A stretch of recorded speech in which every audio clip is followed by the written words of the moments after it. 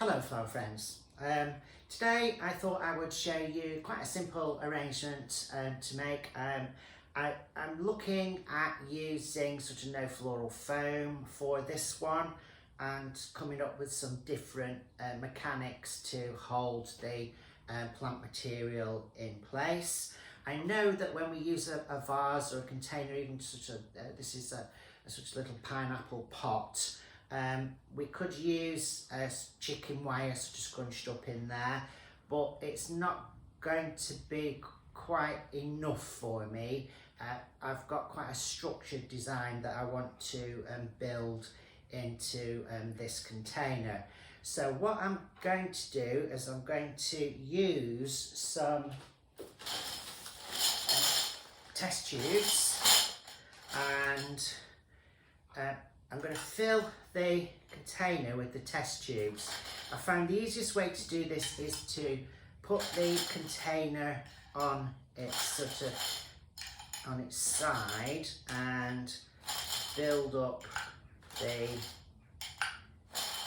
test tubes. Now they don't quite fill because the inside of the pot is sort of shaped in slightly. They don't sort of sit quite as well as you would hope, but usually once you've got as many in as you think it will hold, sort of keeping the test tubes upright, what you can do then is just use an elastic band over the top of those, and then I can just lift that out like so.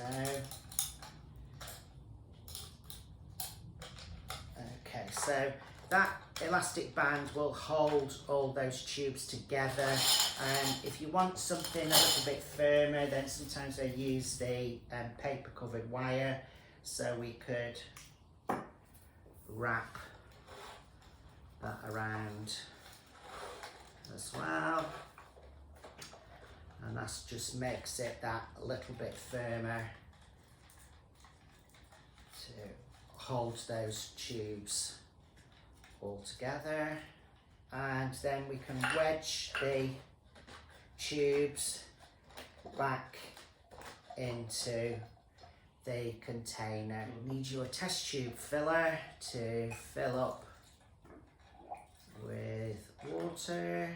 So I filled the test tubes with water. I've actually used 22 test tubes for that sort of size of opening on the jar. So next thing I'm going to put in is I've made an Himeli structure.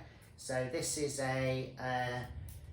just using gold coloured straws. I cut them all to the same length, and then I've threaded them through with some metallic wire and fixed it into the sort of ball shape, sphere shape, hexagon, deca, whatever done there.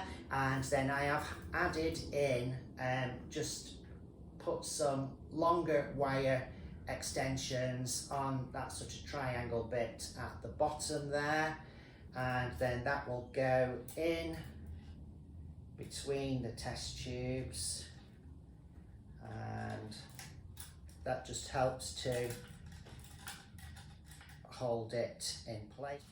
I'm now going to use some Formium Tenax from the garden, and with those I'm going to come around. So I'm going to go into the water-filled test tubes now and push those in, and I want them sort of all to sort of get that lovely curve outwards coming around the edge of the arrangement to start with. So working my way around there. So I want it to be sort of quite a structural looking design. So we'll just get all the Formium coming in around sort of the outside edges of the test tubes, the container. So and then that is pushing my Himeli structure into the centre there, and we'll just get a few more pieces in. And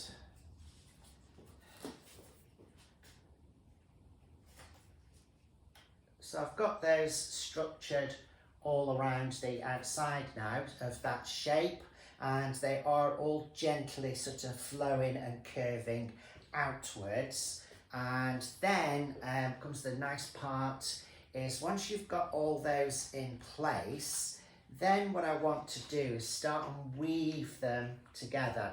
So what I'm going to do is I want to curl the phormium leaves around, and I'm just going to work them, and what I'm going to do is make a couple of splits in a leaf further round there, and then we can thread that curved leaf in and out of those splits, so we're sort of weaving them in place, and that will hold it in a lovely shape for you there. And then I'm going to come with the next one, and again a couple of splits into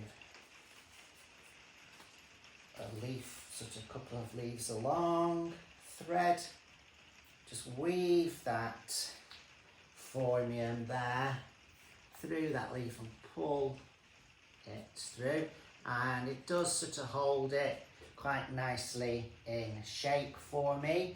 So now I'm just going to carry on and weave the rest of those leaves coming through.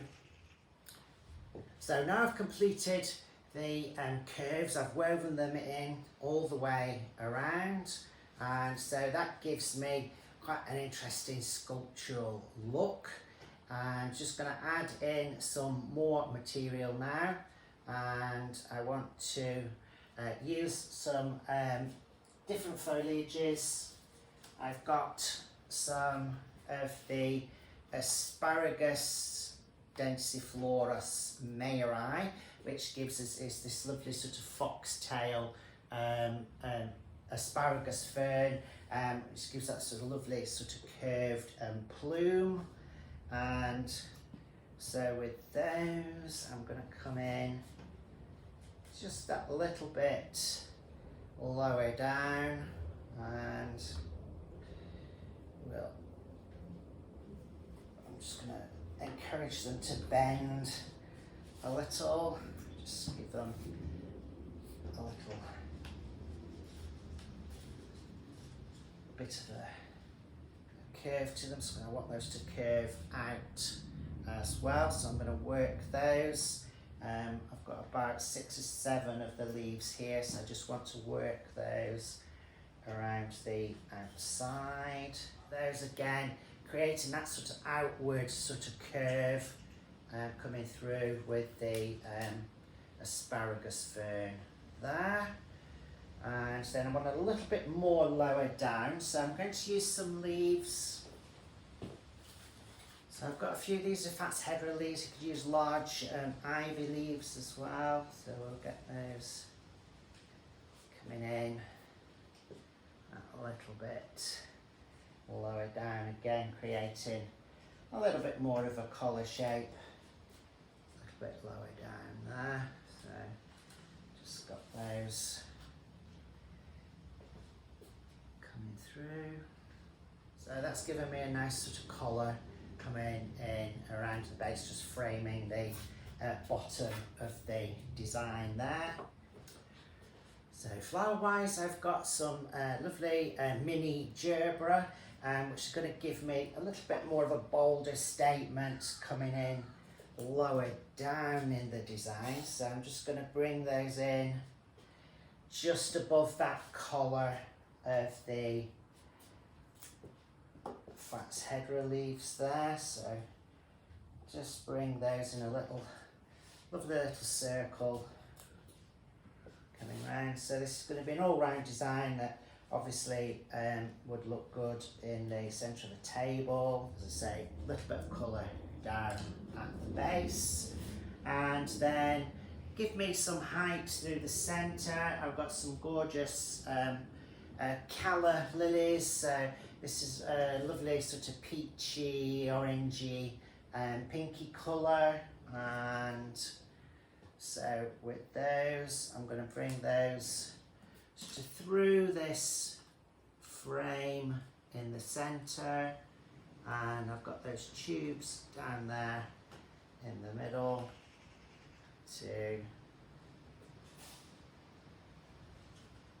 pop the stems into. So don't want to go too short with them, so we'll just get those. So nice thing with the mini sort of calla lilies is the fact that they do have sort of a slimmer stem, so they will fit into the test tubes for me there, and they won't, sometimes if you've got the really big callas, they tend to be just that bit too big for the test tubes. I've also got some of the Achillea flowers. So you might often see these dried, and these are fresh, but they will dry off quite nicely for us there. So perhaps bring those in, just coming through that little bit lower.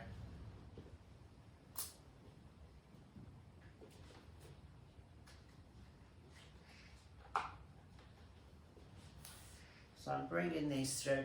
I've sort of staggered the height of the callas a little bit, creates a bit more interest there. And I'm going to do the same with the, they're all around about the same sort of level, but I just want them different heights and things so that it doesn't look quite so uniform in the centre. I've got quite a symmetrical sort of feel going on with these here. So we'll just